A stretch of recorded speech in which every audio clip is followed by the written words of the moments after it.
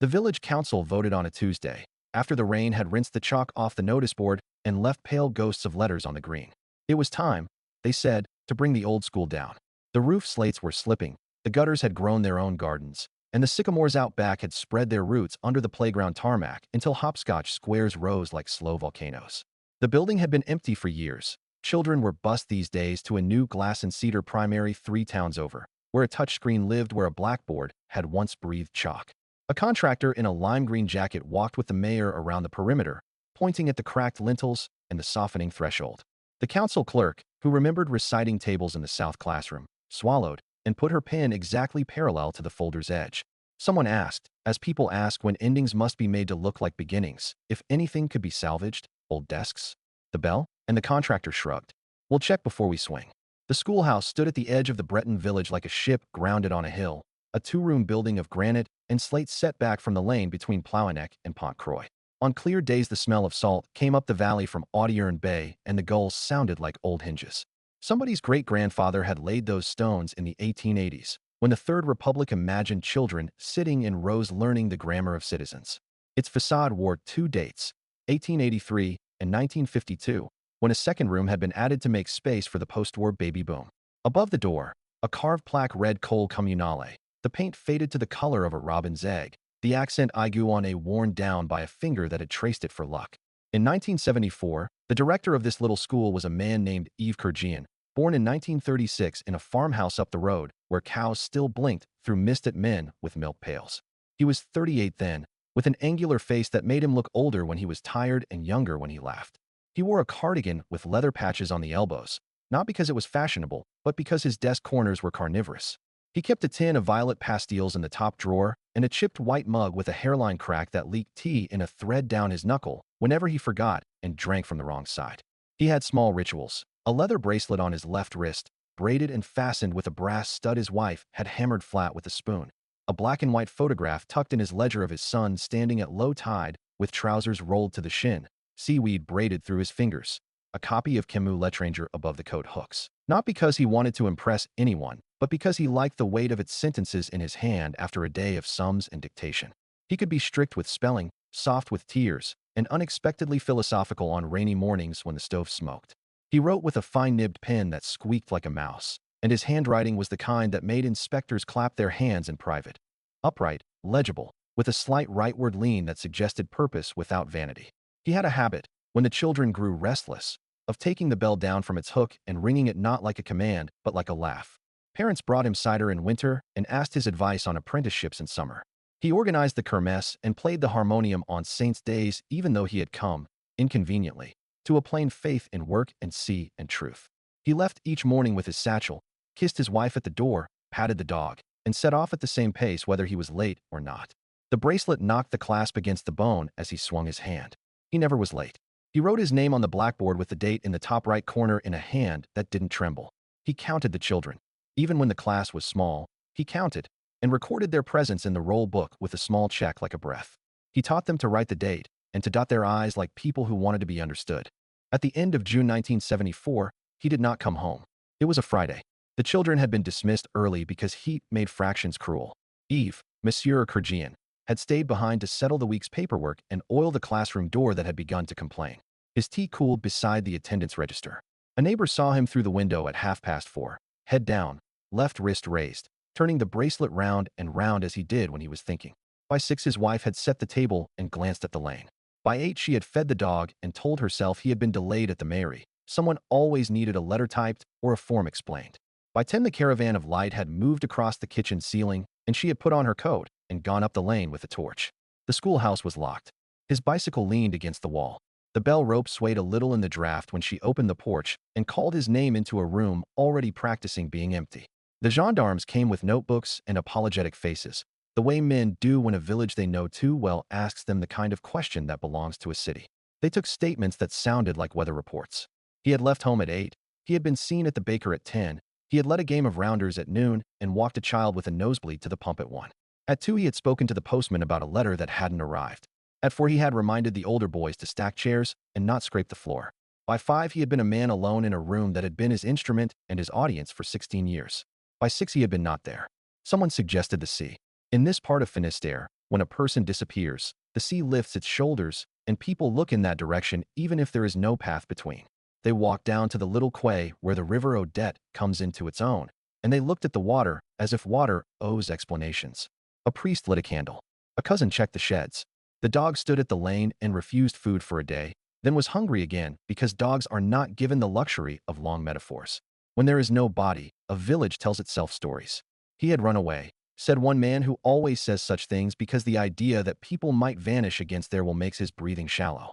He had a lover in Quimper, said a woman who knew all the lovers and enjoyed the exercise of excluding people. Not her, not her, perhaps that one. He had been called to the seminary late, said an aunt who had wanted him to be a priest when he was 12. He had gone to Paris to write a book like Camus, said a boy who had discovered the page before the wind turned it. He had been caught by a wave and dragged under, said the sea before thinking. The official search lasted a week and became a file with a ribbon. Disappearance of M. Yves Kurgian, directeur de l'École Communale. No crime suspected, no trace found. A renewal came in September when school should have started. A substitute came from Darnanez with a city way of holding chalk, and children's faces turned like sunflowers unintentionally toward the door because their muscles had learned to expect one sound and found another. The substitute left the bell on its hook. He did not like the way it made his chest feel empty. Time performed its duty. A few years later, the slate on the south pitch gave way and the plaster under it sagged, and people stopped pretending the old school would be repaired. In the mid-1980s, when fewer children than ever were being born, the second room was used for a summer sewing club and then left to the spiders. Jasmine took the fence and blew a scent through holes in the windows like a rumor. The sycamores worked at the tarmac with the patience of saints. The Mary moved the school's remaining supplies, a tin of nibs, a jar of marbles, the old ink bottles, into a cupboard and locked it because that is how you close a chapter without writing the last page. In the spring of the year they chose to demolish, a surveyor went in with a clipboard and a flashlight to make a map of absence. The roof had sagged. The stove was a red cave of rust. A row of ink-stained desks slumped shoulder to shoulder like conspirators. He opened the cupboard to photograph it for the mayor to show at the public meeting and found, behind a flaking box of music sheets and a pile of exercise books with multiplication tables on their covers, a ledger bound in green cloth, tied with a ribbon turned the color of tea. He recognized the school's attendance journal, a register with columns for date, name, present/absent, lice checked, vaccination marks noted, commendations and punishments like ticks for whom time was merciful. He flicked to June 1974 and felt his breathing change gears. There were names he knew. The old men who now stood at the cafe door in caps that didn't fit their hair anymore. The women who had become their mothers' faces. But there were also names he had never heard. A whole column of them. Unfamiliar surnames, unfamiliar first names. Aloy G. Mireille, Anselm P. Jolinge Y. Leonel Est. Children who, if they had existed, would now be 40 or 50. And yet there were no adults in the village by those names, no graves with those dates, no wedding photographs with those faces. The surveyor stood for a while with the ledger in his hand and told himself that villages grow and shrink and people move.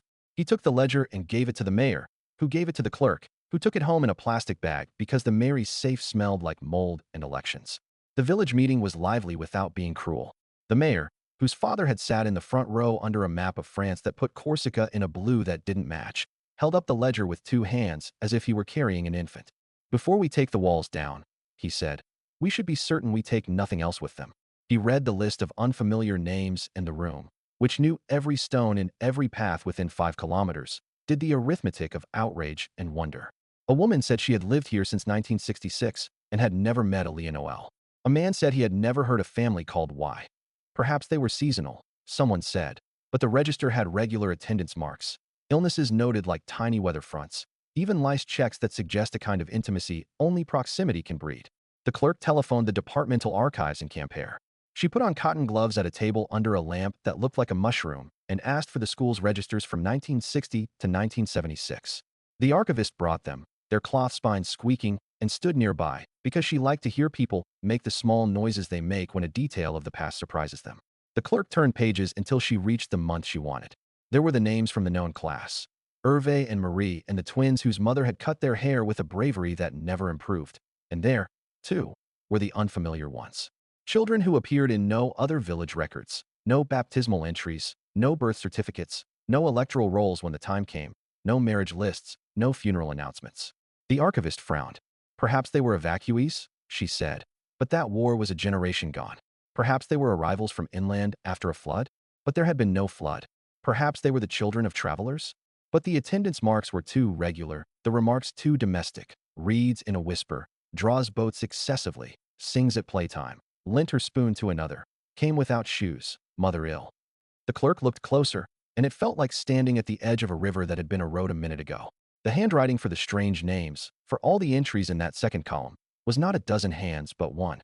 A single consistent, upright, elegant school script wrote every name, every check, every late arrival, every punishment and commendation for these ghosts.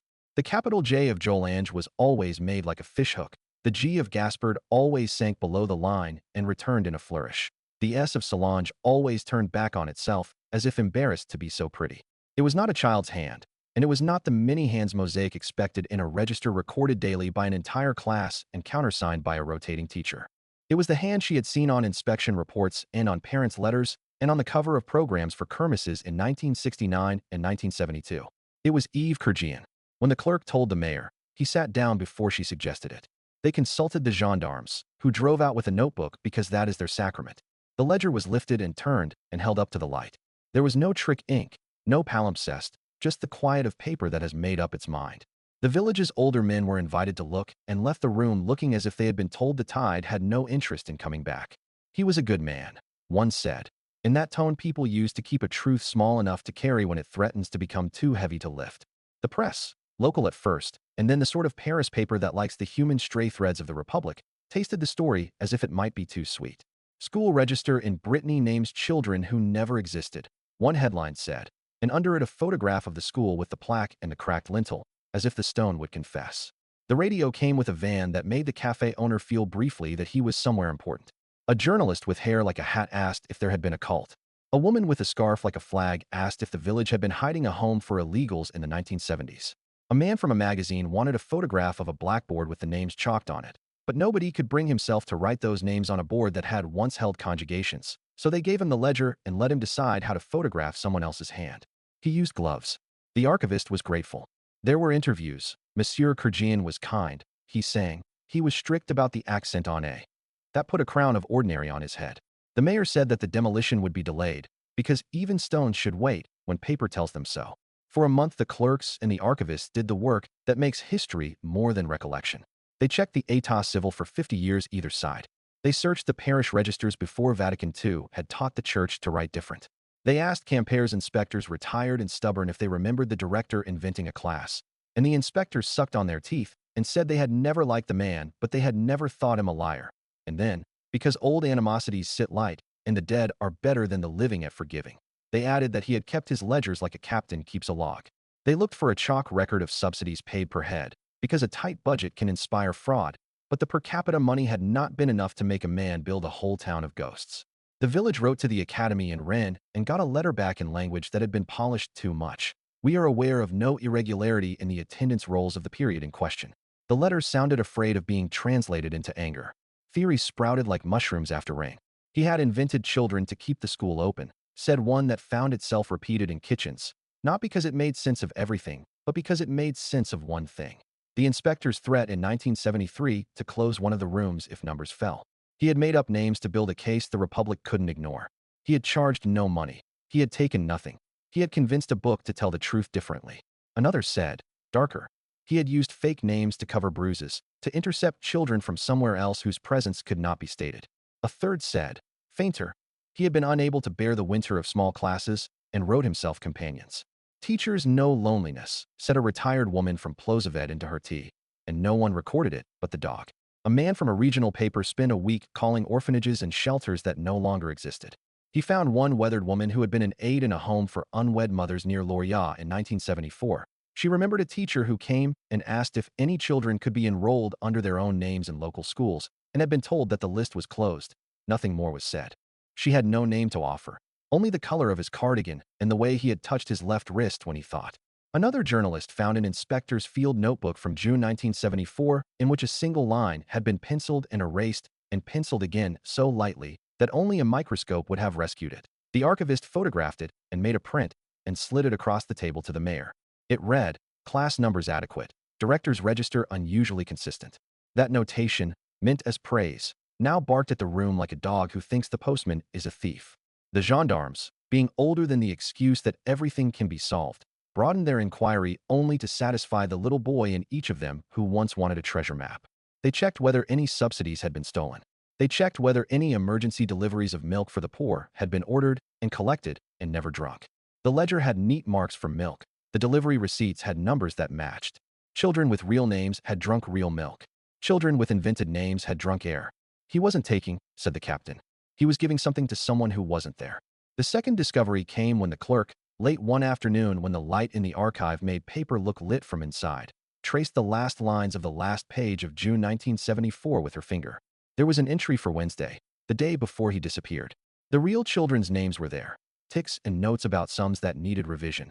And the invented children's names were there. Ticks, a remark about a boy who draws boats excessively. And in the margin a small, careful sentence in the same hand, too light to be meant for inspectors. They will come if I keep calling them by name. The clerk put her finger to the word they and took it away quickly, as if she had touched iron. The mayor called the family and asked, with an old-fashioned courtesy that made the phone line feel made of rope, if they would mind him coming by. They sat in the small room that had held the smell of fish stew in the years when meat had to be blessed, and he told them slowly, in a twice-baked Breton that made French words sound like little boats. Eve wife, whose hair had gone the color of the wall, and then been encouraged by a granddaughter back into its own mood, folded the leather bracelet that had sat in the dish by the door for 4 decades and put it on the table as if to summon him. She said she knew about the names he had mentioned, in a way that said, do not ask me more, that inspectors counted heads as if heads were the only measure of a day, and that he had muttered in May about numbers becoming reasons. He had never spoken of forging. He had never spoken of theft. He had never spoken of ghosts except at Toussaint like everyone else. She did not cry in front of the mayor because the 70s had taught her how to ration crying. The son, who had learned his father's economy of speech, said his father had started to keep a second notebook at school in the last months, something bound in green he didn't bring home. The mayor nodded and was decent enough to leave without suggesting that this information would have been useful when the search was new. They delayed the demolition through summer and into autumn because the village discovered it liked the feeling of knowing that a certain stone still held a secret you could walk to. People came by and put their palms against the granite as if it could tell temperature like a feverish child. A film crew asked for permission to shoot. The mayor said no, politely, and people who had never liked him admitted privately that this time he had been right. Children, thin as reeds and fierce with empathy, wrote the unknown names in chalk on the lane and then washed them off in the first rain because saying a name is a kind of ownership and they had not earned it. A teacher from Quimper came to see and brought with him a scholar's habit of careful hypotheses. He stood in the doorway and said a sentence that made the mayor like him instantly. The data are not obliged to tell us a story that makes us feel wise. He proposed 3 possibilities. The first was administrative resistance. The director had created a class of ghosts to protect a school from a consolidation that would have sent children down roads he thought were more dangerous than lies. The second was pastoral, a quiet attempt to invent a paperwork existence for children whose real existence could not be publicly acknowledged, the unregistered, the hiding, the ones whose fathers wore uniforms that made them very suspicious. The third sat in the room like a draft. The director was not well in the old-fashioned way. He was lonely enough to teach his own inventions, and his own inventions were lonely enough to attend.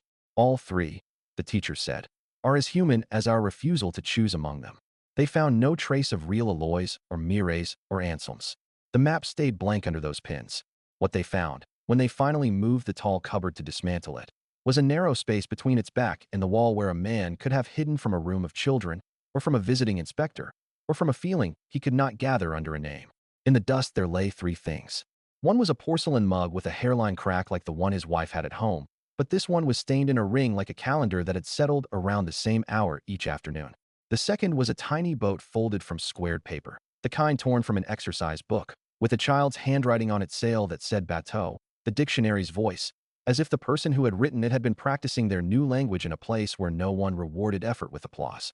The third was a small black photograph, blurred and too dark, of the classroom's north wall with the map of France and the hook where the bell hung.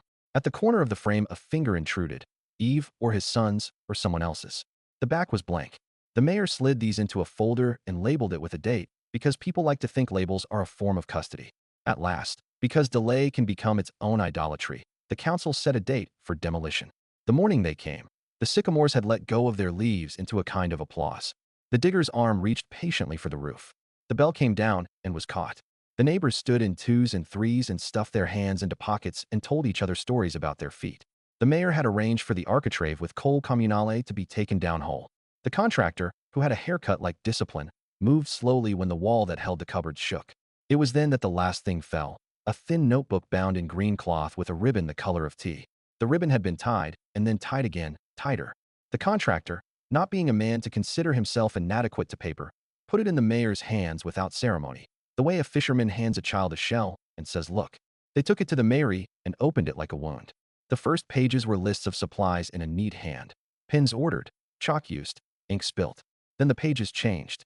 The handwriting remained, but what it wrote altered. A line per day, italic and careful, recording a presence that had not been recorded elsewhere. Aloy G. Present. Read well today. Mireille. Sang in the yard. Anselm P. Counted stones, 20. Joel Inge Y. Ran faster than his sadness. Leonel S. Brought a spoon for another. Gaspard Kate. Drew a boat until the page was C. It was not a register. It was a prayer disguised as one. The last page shook although no one's hand moved. The last entry read, in the same hand and as neat as if written for inspection, "They are here when named. Today I must be enough to name them." The date was the day before he had not come home. They did not find a body in the wall or under the flagstones or out by the shed where the toad lived under the plank. They found only paper and a building that had learned to keep its mouth shut. The coroner could not add a line to a death certificate that did not exist. The prefect did not come. The newspaper printed the last sentence in a font that made it look like a proverb. The village, which had already decided to keep the plaque and the bell, took the green notebook to the departmental museum where a curator who had grown up on the other side of Brittany and had made peace with the idea that all schools rhyme, placed it in a case between a photograph of children raising a map in 1951 and a slate with the conjugation of etre chalked on it in a boy's hand. Theories refused to go to bed on time. People still said subsidies and fraud and protection and loneliness and saints and madness and mercy and names. The son took the bracelet out of the dish and wore it for a week and then put it back because it caught on his shirt cuff in a way that made him swear and then asked the house for forgiveness. The widow drank tea from the chipped mug and turned it in her hand to the side that did not leak. The mayor, who had learned more about paper that year than in any other since he had taken office, asked the new school to adopt a protocol where every entry in the register be made in each child's hand once a week, purely to leave a trace of their bodies in the book, occasional scrawls and ink blots that could not be mistaken for a director's love letter to avoid. When the digger finally put its teeth in the last standing wall, the dust rose like voices. Someone coughed. The bell, which had been set aside, rang itself a little when a truck went by, and everyone pretended not to jump. They laid the stones on pallets for reuse at the war memorial because economies must continue and because every ritual needs a donor. Where the school had stood, the ground was raked and a rectangle of bare earth looked like an unmade bed. Grass would come, someone said, as if grass ever needed to be invited. In November, a rain that had studied the angle of slate for centuries hit the museum roof and ran down the gutters into a barrel the caretaker had placed there because waste offended him. Inside, a girl of 10 stood in front of the case with the green notebook and read the names silently, lips moving the way children's lips do when they are reading aloud to themselves inside. Her teacher had told the class the story as carefully as she could without rehearsing any of the explanations that had found themselves drunk on their own certainty. A man wrote names, she said. He wanted children to be more than numbers. The girl put her finger to the glass where Leonel S. shone like a moth. She had a silver bracelet she had stolen from her mother's drawer and wore secret because it made her feel joined to someone else. She asked whether the names belonged to ghosts. The teacher said perhaps they belonged to possibilities. Sometimes, now, when the wind is right, the playground that is no longer there still organizes a game. You can hear a run and a shout, and the kind of laughter that is a falling without fear. This is not haunting. This is memory pretending to be air so that people will breathe it without becoming melodramatic. A retired inspector who had not liked the director but had learned, belatedly, to respect the appetite for care that had set his hand to forgery, came with his grandson on a day when the museum smelled like disinfectant and damp wool and stood for a long time in front of the green notebook. He said, to no one, "When you count, count everything." His grandson was busy counting the number of pebbles between his feet and the door. Years are greedy. The story lost its edges the way pastries dry overnight if left out. The museum case kept gathering finger marks that the caretaker polished off with a cloth called Miracle and a sigh. People who had never known the school wrote online about the way little places perform big lies for love, and people who had lived with the lie and loved it like family said nothing because the comments section has no churchyard where words can rest. The mayor lost an election and started buying wine from the woman who had asked if there had been a cult. They nodded respectfully across the counter where a ledger recorded debts with the straightness of justice. The son left the bracelet in the dish and began to feel that some objects do their work just by being where your eye finds them every morning at 8. The school exists now as grass and a sign, and a bell that the new school rings once a year, not in mourning or nostalgia, but in respect for a man who, whatever else he did, whatever law he leaned on until it became a reed, refused to concede that a book could be truer than a room. On those days they ask each child to bring something that sounds like a name that is not theirs, and to say it aloud so that the room can practice hospitality. They say Aloy and Mireille and Anselm and Jolange and Leonoel and Gaspard, and then they say their own names, and then they go out to play. On a shelf in the new head teacher's office there is a chipped white mug. It leaks on its bad side. He keeps a cloth folded beneath it like a promise not to pretend perfection. He has a photograph of a boy at low tide, trousers rolled, seaweed in his hands. He has a copy of L'Étranger with a page dog-eared that says the only way to keep the world from growing empty is to keep naming it. He has a small ledger, green, because old jokes are how schools keep their hearts, that records not attendance but kindness is seen. Lent her spoon, returned a pencil, drew a boat, and labeled every part. The handwriting is not neat. He has decided to prefer that. What remains? A bracelet that clicks when a wrist turns. A mug that teaches the mouth to find the uncracked side. A photograph that gives a lake a person to shine at. A ledger that lies to tell a truth. A village that takes apart a building and finds a sentence at its root. A set of names that belong to no graves and yet are spoken on purpose. The feeling, when you pass the place where the school was, that the air has been taught to accept additions. A name, a child, a hand learning to write. Somewhere, perhaps, a man who meant to ring the bell once more, cup of tea cooling by his elbow, pen uncapped, paper ready for the act that could make a room less empty for a minute. Somewhere his hand, steady as chalk, writing present next to a name the world did not yet deserve. And whether or not he was wrong, whether it is a sin to write what is not and hope it will become, belongs to men in rooms with statutes. The village, for its part, has decided that calling is not a crime.